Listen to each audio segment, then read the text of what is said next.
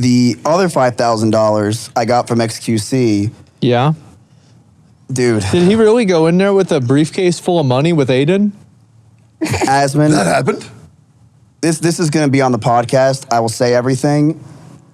It is indescribable to talk about how much money that man has. Like, truly, to even fathom it, it is unreal. Let me tell you something, because I'm friends with all... So, through the we can talk about the school live thing. Through that, I became friends with his lawyers. All of his managers have my numbers now. And I'm basically in contact with every person he had, okay? Okay. This man gambles so much that he had 7 hotels. No. Wait, Is this like Monopoly? How? 7 hotels. Okay. And they were the penthouse suites. They're bigger than your house. Right. Like, actually bigger than that. Not hard to do, but yeah. Not only that, full butler services. Okay. And they gambled so much this weekend that he now gets a free private jet to go back to LA. Oh, I bet they do. Whenever he wants. I bet they do give him a jet. He also gets limo service anywhere he wants in the city at any time, no matter where he is. I bet he fucking does. And it is wild to be with that man. Wow. Because you bet with Canute after he gets a beautiful wedding in 9 minutes of ads an hour, and you're like, holy crap, this guy is living large. And then you go with XQC, and here's what happened. So me and Nick walk with XQC, Nick and Mulaney, we walk with XQC to go gamble. And I was gonna pull out like a few $1,000s, and he just sits at the table and pulls out a card, and he gives it to the lady. And she said, how much money do you want to take out? And he goes, 100. Yeah. She's like, 100? He's like, no, 100 grand. And she's like, okay, I'll pull out 100 grand.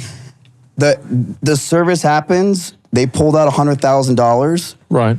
And he gives me $5K. And I'm like, let's go. This is going to be an exciting night. I'm so excited. Okay. His phone rings, and he walks away from the table. And I'm like, okay, well, we're just sitting here with a $5,000. And I asked the lady, can I play? And she said, no. And they called the police on us. What? Because they didn't believe that this was real. Because he literally, imagine, $100,000, and you just walked away from it. And they're like, is this some sick joke? Like, you can't, there's no way you just left 100 grand on the table. He left it. And then and the worst part is, I couldn't play with the money because he didn't sign the paper. So he had to sit there? Like, so how long? Like, what happened? So he's on the phone for like, what, 10 minutes, 20 minutes? Like 20 minutes, he comes back and he sits down, he signs the paper. Okay. And we play a few hands of blackjack. I lost all the $5,000. Nick won, I think, like 8 grand. Well, I'm assuming since they keep paying for him to come back, he probably also lost too, right? No, he was up. Really? Oh shit! Yeah, all right, he was up. But there you go. It's just insane gambling, that man, and how lack of care. Like, he goes like, yeah, here's 10 grand. Like, he gave his one friend who he bought $11,000 shoes for. Yeah. He gave him. He just was like, yeah, here's 20 grand. Yeah. Play with it, have fun. Oh, fuck it. And then Buddha came over to the table, and Buddha's like, what's up? He's like, yo, here's 10 grand too. And we're like, yeah. It's just crazy to hear. But yeah, his penthouse suites have full butler service, full everything. And so they just kind of like keep those there in case he wants to show up, just to make sure that he has a good time. Yes. And just to make sure he doesn't go anywhere else. And he's in, he's all those hotels. So this is what makes it funny with the Schooled Live. Right. Did you hear about what happened? So that was great. Where you tweeted, pick up your fucking phone, where are you? And I was like, I checked the time, and I'm like, wait, oh no, not again. Yeah, people were like, good one, dude. I'm like, this is not the good one, this is the worst Everybody laughs until he's actually not there. I kind of thought he wasn't going to show up, honestly. I wouldn't have been surprised if he didn't. It was good that he did. He was not going to show up. There was zero chance. So here's what happens. So the night before, I'm texting him, and I'm like, hey man, can't wait to see you on the show. Which is just me baiting him to be like, yeah, I'm ready for it. Just a reminder. No answer. Yeah. And he was texting me every day to hang out and do stuff. And I'm like, you're telling me now you're not messaging me. What happened? Then I start calling him, doesn't pick up. The next day, Schooled's about an hour away, hour and a half away. I call, he's not answering. I text, he's not answering. That's when I tweeted, I'm like, please, dude, you have to show up to my live event where thousands put on of your by fans, Twitch, yeah. thousands of your fans are gonna be there for you. Like, this is not your average, I'm not going because Soda's not going. This is the huge, huge event.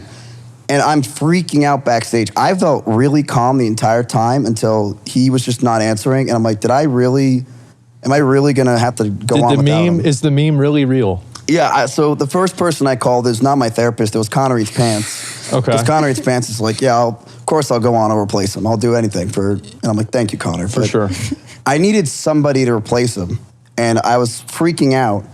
And I had to kind of ask around. And the one person that was actually really nice to me was Jerma. Jerma immediately said, Miz, I'm tired, I gotta go home, but if you need me right now, I will go on your show for you last minute. I'm like, he's like, I'll wait an hour for you. And he waited. Yeah. He waited the whole time just for me. He's like, hey, I'll wait. G. Yeah, he's actually such a good dude. He's like, I'll wait. If you can't show up, I'm here for you. And I was like, that is actually so I was ready to have Jerma on the show, which I was excited about. But this is when it gets crazy. So I'm there hanging out. Austin gets off the stage. And Austin's like, you know what? That was a great show, Miz. How you feeling? I'm like, Austin, XQC is nowhere to be found. He's like, Miz, I'm going to try to help you. His manager's right over there. So I go to his manager. His manager's like, didn't even know this was happening. So he's freaking out. He's calling every lawyer, attorney, everyone that XQC knows to try to find out where he is. And after 30 minutes of figuring it out, they had 2 hotels out of the 7 or 8 he has. Right. That they had a good idea where he was. Okay. They didn't know. They just, apparently he was last seen there. His lawyer, who... this is like the plot for the Taken. There's about 30 minutes left. It definitely was Taken, ready? There was 30 minutes left. His lawyer gets on the phone with the people and says, I don't care what you have to do, bust down that door and find out if he's in there. And his butlers took the hinges off the door. What? To find out if he was in the hotel or not. And was he? No. So he wasn't in the hotel. So he wasn't hiding? Yes. So we get a call back to his manager after all this. He wasn't in the hotel. We're like, bro, we got 20 minutes left. There's no way he's making it. Jerma's getting mic'd up. He's ready to go.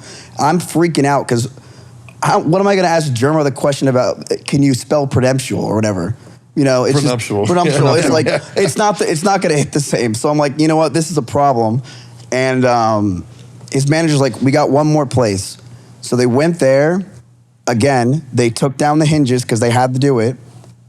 And he was sitting there asleep with no phone because he lost it. And he was startled because he didn't realize that it's 5 o'clock at night. And his manager went and, you know Billy, right? Billy from Brillstein? Yeah. He went and picked him up and literally drove him all the way back. Yeah. Now, we're getting told by Twitch, you have to go live at exactly 5. We don't care if he doesn't make it, you need a replacement. Because they're strict. They're like, 5 to 6:30 is your time slot. Anything over that, you're done. You can't do it. And I'm freaking out. I'm like, dude, this is... The fans are there for XQC. I mean, Jerma's great and they'll love it, but it's just like, the questions are for him, the vibe is for him. And I'm on stage, and I'm now introducing people. I introduced Sea-Dog. I introduced Pay Money Wubby. I introduced Pokemon. We purposely put him last. Oh, so you guys really work to the wire. Holy shit. And I'm in the middle of saying, ladies and gentlemen, give it up for Connor Eats Pants. Ooh. And as I'm saying it, the lady in the back stops me and goes, stop, he's here, he's here. Jesus and they Christ. Took the set off Jerma, they gave it to XQC, and he went on stage and he was actually there. And it was, if he was 1 to 2 minutes later, he could not go on the stage. Wow. Yeah. All that just to get, that's how much you have to do to get XQC to go on your show. Really? Damn. I wonder, imagine how stressed out Ludwig would have been. Because, didn't he do that for 3 months? Yes. Imagine this is a weekly occurrence. Yes. God, that would be so upsetting. Oh my God. Did you see the show at all? No. It was good. Very good. S-Fan's stage presence was insane. Yeah. Because his segment, I'm not gonna lie, it he sucked. The dodgeball thing, it absolutely sucked. Because the balls weren't heavy enough. Yeah. It was like throwing cotton and bricks. It just wasn't working. Yeah. But S-Fan, bro, he stepped up. Everybody did, to be honest. It was a really, really, really good show. You were actually freaking out. But I think it went really well. Oh, yeah. I got off the stage, and Jacob, who did the whole thing, he came to me, and he's like, how do you think we did, Miz? I literally was like, that show sucked. I hated it. I thought it was terrible. Everyone's going to hate it. And I didn't want to check LSF because I'm like, they probably thought that it was the worst show of all time. But it didn't. It didn't suck dick, and it was actually good. Yeah, it was actually good. You want to know why I thought it sucked dick? It's because, they gave us an hour and a half. And S-Fan, he did a great job, but he stalled an extra 10 minutes. So who would have thought? That was it? Yeah, so Bro was monologuing. So he was he made XQC do push-ups. He was like making them do stupid stuff. It was 10 How many did minutes too XQC long. do? It's so funny. 5. That's pretty good. Yeah, it's not bad. Yeah. And he did 5 push-ups, and S-Fan made him do all this stuff. So they started cutting everyone's bits. Like Emmy, I'm pretty sure you're. Oh yeah, I was supposed to have. So I did 2 sets of words. They actually told me to do 1, but then he told me to do another one on stage. I had 4 sets of words, but so you got cut. I think in a way it kind of worked out better because I feel like it would have been too long. So you got cut for S-Fan's monologue? Yeah, pretty much. Okay. Not just me, Will as well, and I think Nick and someone else too. Naturally. Yeah, the really funny thing is Miz was freaking the hell out the whole time behind stage, saying like how it's gonna suck. And so Bonnie picks up on that, and she's worried about Miz, right? Because all the seats aren't filled. So Bonnie goes out and starts grabbing random people to come watch our show. She picked up like 50 They weren't people random people, they were fans. They were just confused. Okay. Schooled over here, yeah. No, she was literally grabbing people. Oh my God. Right this way. There's a great show. You're going to love it. They were homeless people God. outside. She was bringing them in. Okay, to be fair, it did fill up, okay? Yeah. It did, yeah. I was terrified.